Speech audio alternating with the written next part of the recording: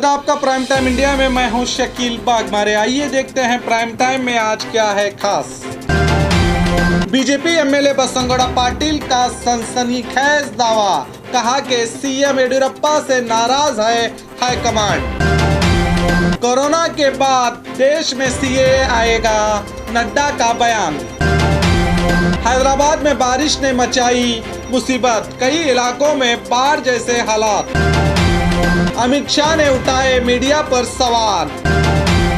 देश में कोरोना के हालात और जानते हैं दुनिया भर में आज क्या हुआ था खास।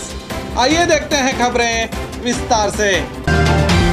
बीजेपी एमएलए का सनसनीखेज दावा, कहा सीएम येडियुरप्पा से नाराज है हाईकमांड।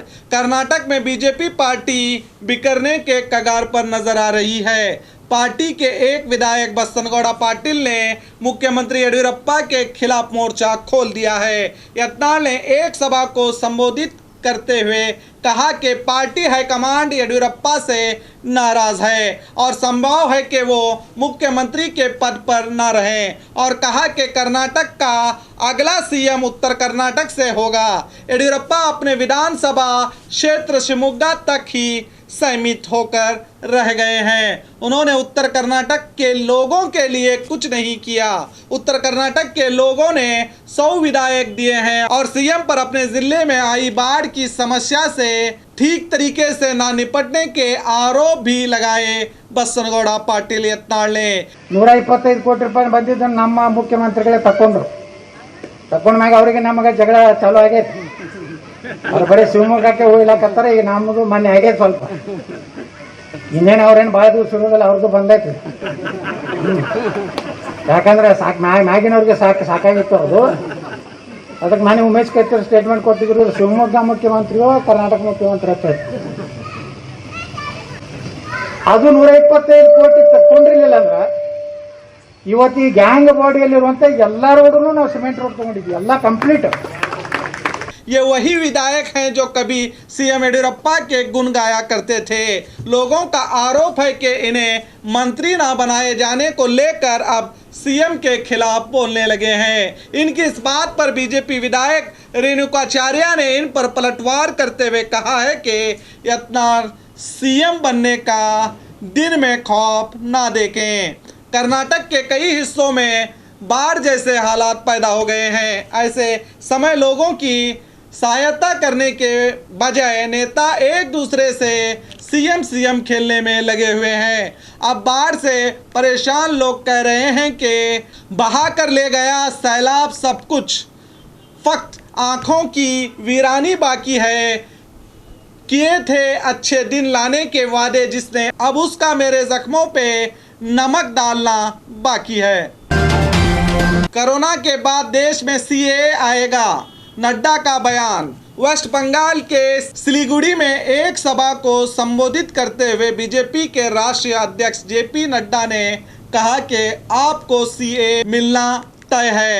अभी नियम बन रहे हैं। कोरोना के कारण थोड़ी रुकावट आ गई थी। जैसे जैसे कोरोना हट रहा है, नियम तैयार हो रहे हैं। बहुत जल्द आपको उसकी सेवा मिलेगी, उसको हम पूरा करेंगे, कहा नड्डा ने। देखिए, आपको सिटीजन अमेंडमेंट एक्ट मिलेगा और मिलना तय है।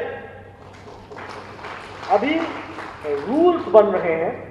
कोरोना के कारण थोड़ी सी उसमें रुकावट आ गई, कोरोना के कारण। जहां तक सीएए का सवाल है, सिटीजन अमेंडमेंट एक्ट, ये सिटीजन अमेंडमेंट एक्ट तो पास हो चुका है। आपको सिटीजन अमेंडमेंट एक्ट मिलेगा और मिलना तय है। अभी रूल्स बन रहे हैं। कोरोना के कारण थोड़ी सी उसमें रुकावट आ गई, कोरोना के कारण। लेकिन जैसे जैसे कोरोना हट रहा है वैसे वैसे रूल्स भी तैयार हो रहे हैं और वो बहुत जल्द आपको उसकी सेवा मिलेगी। इसको भी आप ध्यान में रखिएगा और इसको हम पूरा करेंगे। इस बात का पलटवार करते हुए मशहूर शायर मनोहर राणा की बेटी सुमैया ने कहा कि कोरोना महामारी के कारण ही आंदोलन रुक गए थे। सीएए एनआरसी के खिलाफ आंदोलन तेज करेंगे। नागरिकता कानून को किसी भी हालत में लागू नहीं होने देंगे, कहा सुमैया ने। देश में अब फिर से नागरिकता कानून के आहट सुनाई दे रही है। लगता है देश में अब फिर से आंदोलन की शुरुआत होगी। अब सरकार के इस जिद्दी रवैये पर लोग कहने लगे हैं कि तुम्हारी जिद, तुम्हारा सुलूक, तुम्हारे ही नियम सर पे चीन बैठा है, पता नहीं अब देश को तुम किस दिशा में ले जाओगे, देखते हैं। हैदराबाद में बारिश ने मचाई मुसीबत, कई इलाकों में बाढ़ जैसे हालात। भारी बारिश के चलते हैदराबाद के कई हिस्सों में बाढ़ जैसे हालात पैदा हो गए हैं, जिसमें कम से कम 50 लोगों की मौत हो गई है और हजारों करोड़ों का नुकसान हुआ है। 37,000 परिवार इस बाढ़ से प्रभावित हुए हैं। बारिश का पानी कई अपार्टमेंट्स में घुस गया है और कई जगह लोग कमर तक भरे पानी में चलते दिखाई दिए। मौसम विभाग ने तेलंगाना में और भारी बारिश होने की अंदेश जताया है। राज्य में 1916 के बाद ऐसी बारिश हुई है। इस बीच एमआईएम के अध्यक्ष असदुद्दीन ओवैसी और उनके भाई अकबर ओवैसी ने शहर के अलग अलग हिस्सों में जाकर कई प्रभावित इलाकों का दौरा किया और प्रभावित इलाकों के लोगों को हर संभव मदद देने की कोशिश की। वहीं तेलंगाना के मंत्री केटी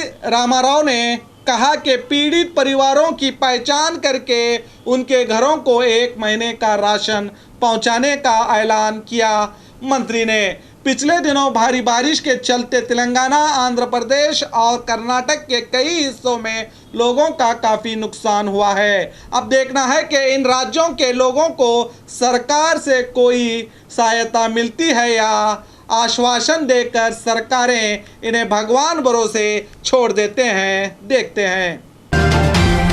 अमित शाह ने उठाए मीडिया पर सवाल।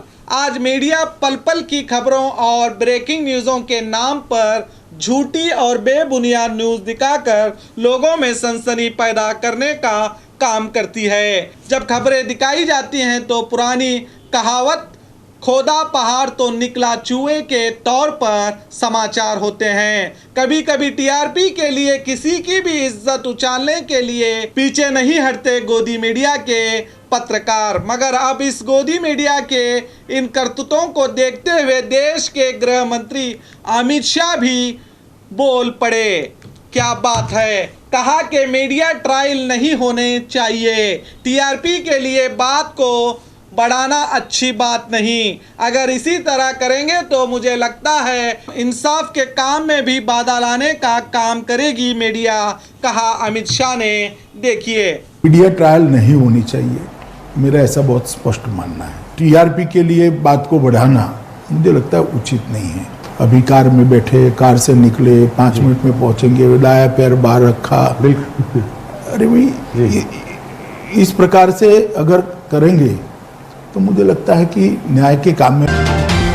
देश में कोरोना के हालात पिछले 24 घंटों में देश में 46,791 से ज्यादा मामले सामने आए हैं। अब देश में कोरोना मरीजों की कुल तादाद बढ़कर 75,97,000 के पार हुई है। पिछले 24 घंटे में 587 लोगों की मौत होने से इस बीमारी से मरने वालों की कुल तादाद बढ़कर 1,15,197 हो चुकी है। देश में अब एक्टिव केस की तादाद बढ़कर 7,48,000 के पार हो गई है। वहीं इस वबा से ठीक होने वालों की संख्या बढ़कर 67,33,000 के पार पहुंच गई है। रिकवरी रेट बढ़कर 88.63% हो चुका है, तो वहीं मौत का आंकड़ा घटकर 1.51% हुआ है। इन आंकड़ों पर अगर गौर करें तो मरीजों और मरने वालों की संख्या दिन ब दिन कम हो रही है, जिससे लगता है कि आने वाले चंद महीनों में देश को कोरोना से मुक्ति मिल जाएगी। आज 20 अक्टूबर है, चलिए जानते हैं आज क्या हुआ था दुनिया भर में खास। आज ही के दिन 1978 को भारत के धुआंधार बल्लेबाज वीरेंद्र सिंह सहवाग का जन्म हुआ था। आज ही के दिन 1929 को भारत के उच्च न्यायालय की प्रथम महिला जज लीला सेठ का जन्म हुआ था। आज ही के दिन 1568 में मुगल सम्राट अकबर ने चित्तौड़गढ़ पर हमला किया था।